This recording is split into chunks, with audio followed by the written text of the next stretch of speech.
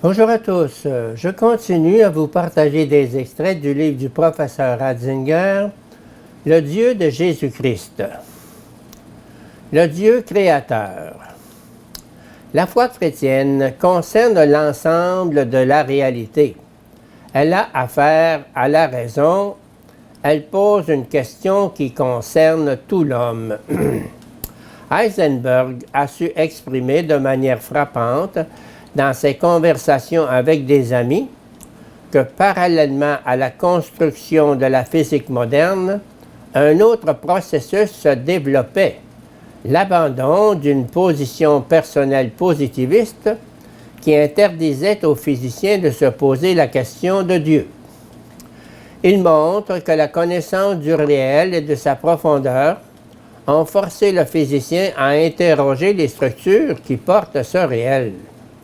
Ce qu'on entendait autrefois par le mot Dieu est tout d'abord envisagé dans ces conversations sous le mot-clé d'organisation centrale.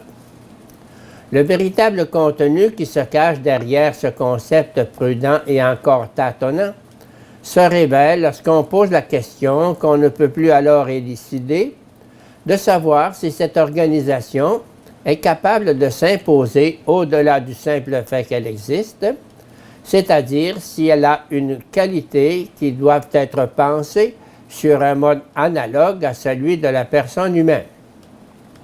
Peux-tu ou peut-on approcher de très près l'organisation centrale des choses et des faits dont on ne peut absolument pas douter? Peut-on entrer en relation avec elle aussi immédiatement qu'il est possible de le faire avec l'âme d'une autre personne? Si tu me poses cette question, je répondrai oui. Partant de là, Heisenberg n'a pas craint de relier la question de l'organisation centrale à celle de la boussole d'après laquelle nous devons nous diriger si nous cherchons notre chemin à travers la vie.